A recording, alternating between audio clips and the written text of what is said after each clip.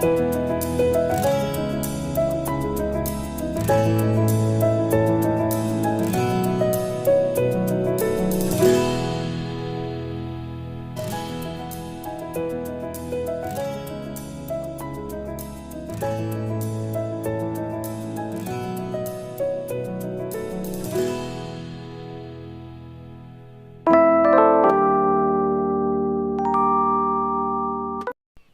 Guys, तो कैसे हैं आप सब। आई होप कि आप सब बहुत अच्छे होंगे। आप सभी का स्वागत है मेरे यूट्यूब चैनल वुमेन्स स्ट्रगल में।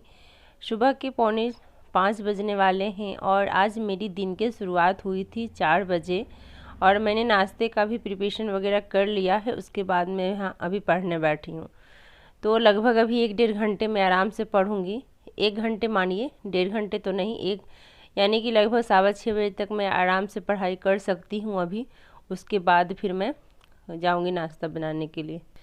जो मेरा स्टार्टिंग से वीडियो देखते आ रहे हैं उनको पता होगा कि मेरा फर्स्ट लॉट ज्योग्राफी का रहता है, इसलिए ज्योग्राफी मेरा बहुत ही ज़्यादा स्ट्रांग हो गया है क्योंकि मॉर्निंग में मैं ज्योग्राफी पढ़ती हूँ। बिल्कुल शांति वातावरण रहता है और बहुत जो भी कॉन्सेप्ट रहता है वो क्लियर हो जाता है। तो सबसे पहले मैं ज्योग्राफी का क्लास ऑन करती हूँ और आज क्लास नहीं है।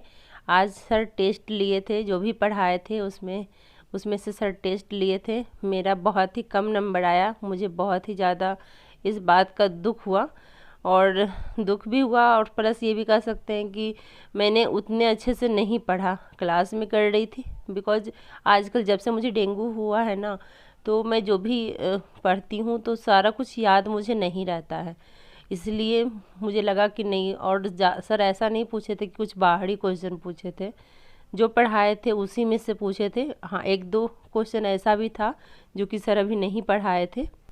यानी कह लीजिए कि टोटल 27 क्वेश्चन था, जिसमें कि मेरा कह लीजिए कि 15 सही हुआ होगा और इससे ज़्यादा मतलब एक आइडिया, क्योंकि मैं कोशिश की थी कि जितना करेक्ट है उसको लिखने का, जितना मैंने अटेम्प्ट नहीं किया उसे लिखने का, बट वो हो नहीं पाया। स्टार्टिंग में हुआ, फिर मैं क्लास में और फिर क्वेश्चन में मैं इतना बिजी हो गई कि मैं लिखना भूल गई कि कितना नंबर हो रहा है और क्या करेक्ट हुआ क्या इनकरेक्ट हुआ।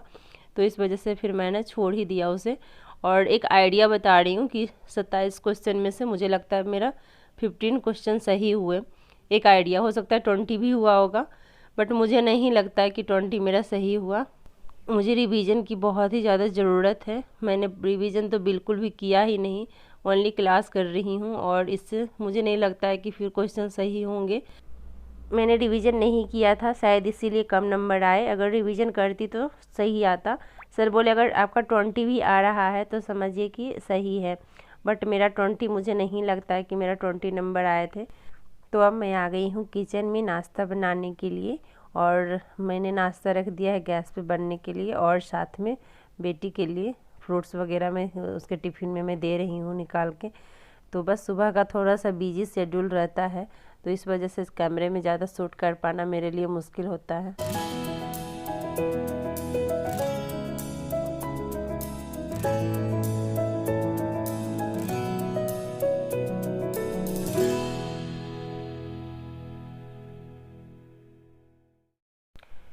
सुबह के 11:15 बज रहे हैं और मैं दोबारा से पढ़ने के लिए बैठ गई हूँ। सुबह मैंने लगभग 7 घंटे पढ़ा था, तो चलिए टाइमर ऑन कर लेती हूँ। और सुबह का क्लास अभी रह गया था, सर टेस्ट लिए थे तो, लेकिन कंप्लीट नहीं हुआ मेरा, तो मैं अभी इसे कंप्लीट करूँगी। वैसे ज़्यादा देर का क्लास नहीं था, लगभग 1 घंटे 35 मिनट का था, फिर भी काफ़ी समय लग गया, लगभग 2 घंटे लग गए। तो अभी मैं इसे कंप्लीट कर लेती हूँ, फिर मैं आप लोगों से मिलती हूँ।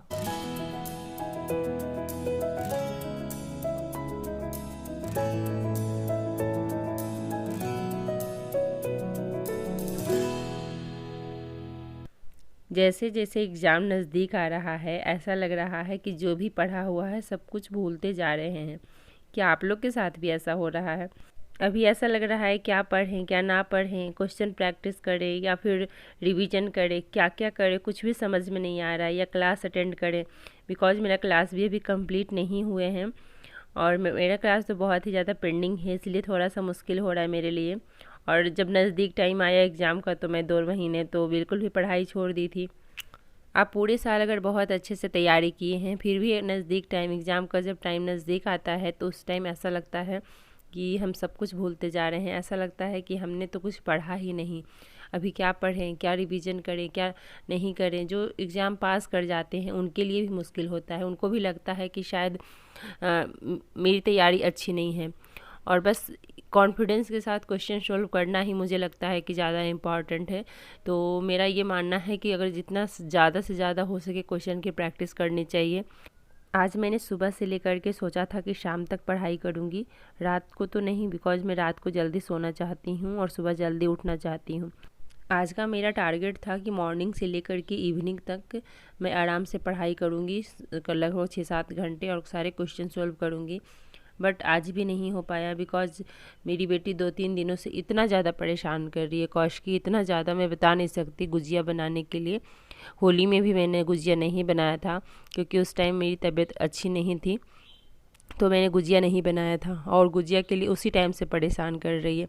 फिर भी मैं उस चीज़ को टाल रही थी, मुझे लग रहा था कि अभी एग्ज़ाम है तो चलो ये सबको थोड़ा पीछे छोड़ते हैं, बट बच्चे हैं तो नहीं मानते हैं ना। मत सोच कि तेरा सपना क्यों नहीं पूरा होता, हिम्मत वालों का इरादा कभी भी अधूरा नहीं होता। हर कामयाबी पर तुम्हारा नाम होगा, तुम्हारे हर कदम पर दुनिया का सलाम होगा। डटकर करना सामना तुम इन मुश्किलों का, एक दिन वक्त भी तुम्हारा गुलाम होगा। रख हौसला, वह मंजर भी आएगा, प्यासे के पास चलकर समंदर भी आएगा। थक कर ना बैठ ए मंजिल के मुसाफिर, मंजिल भी मिलेगी और मिलने का मज़ा भी आएगा। जब सफलता की ख्वाहिश आपको सोने ना दे, जब मेहनत के अलावा कुछ और भी अच्छा ना लगे, जब लगातार काम करने के बाद भी थकावट महसूस ना हो, तो समझ जाना कि आप सफलता की एक नई इतिहास रचने वाले हैं। अभी मैं यहाँ पे कर रही हूँ जनरल साइंस का क्लास, और जनरल साइंस में आज सर पढ़ा रहे हैं ब्लड।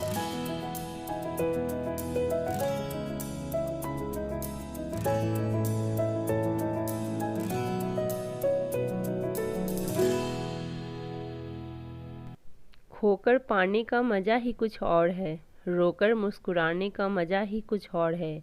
हार तो ज़िंदगी का हिस्सा है मेरे दोस्त, हारने के बाद जीतने का मज़ा ही कुछ और है। अपनी नाकामियों को स्वीकार करो, अपनी गलतियों को देखो और सुधार करो। ज़िंदगी में कुछ किए बिना ही जय जयकार नहीं होती, और कोशिश करने वालों की कभी हार नहीं होती। ज़िंदगी खेलती भी उसी के साथ है जो खिलाड़ी बेहतरीन होते हैं। दर्द सबके एक हैं, पर हौसले सबके अलग अलग। कोई हताश होकर बिखर गया तो कोई संघर्ष करके निखर गया। आँखों में जुनून और दिल में चिंगारी रखो, जिंदा रहना है तो तरकीबें बहुत सारी रखो। राह के पत्थर तो कुछ भी नहीं हैं, मंजिलें आवाज़ देगी, अपना सफ़र जारी रखो। उठो तो ऐसे उठो कि फ़क्र हो बुलंदी को, झुको तो ऐसे झुको कि नाज हो बंदगी को। आए हो निभाने किरदार ज़मीं पर, तो कुछ ऐसा कर जाओ कि ज़माना मिसाल दे।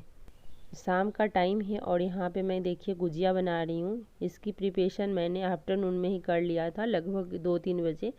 फिर मैं थोड़ी देर रेस्ट कर ली, उसके बाद फिर मैं गुजिया बनाने आई हूँ।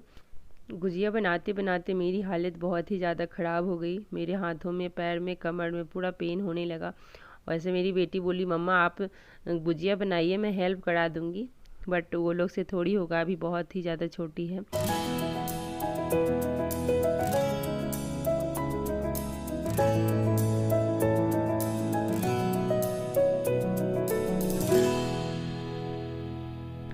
वैसे तो आई है मेरे पास कि चलिए मम्मा मैं गुजिया बना देती हूँ, आपका हेल्प करा दूँगी, बट मैं बोली नहीं बेटा आप जाइए, मैं बना लूँगी।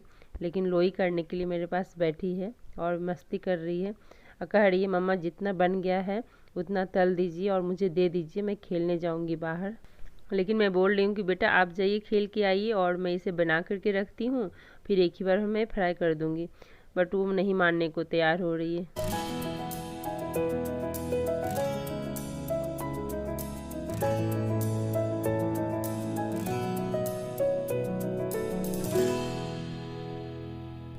कभी कभी बच्चों के खातिर हमें सब कुछ छोड़ना पड़ता है और मुझे यहाँ पे खुशी मिल रही है कि मैं बच्चों के लिए बना रही हूँ। काफ़ी टाइम से परेशान कर रहे थे बट मुझे ऐसा कभी मौका भी नहीं मिला, और प्लस इसमें काफ़ी ज़्यादा मेहनत है, अकेले पॉसिबल नहीं है।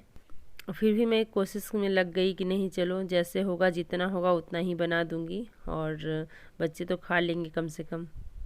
तो गुजिया बन करके तैयार हो गया है और मिलती हूँ आप लोगों से एक नए वीडियो में। वीडियो कैसी लगी ज़रूर बताइएगा, अच्छी लगी तो लाइक कर दीजिएगा और चैनल को सब्सक्राइब कर लीजिएगा। वीडियो को बहुत शेयर करिए। तब तक के लिए बाय बाय, टेक केयर।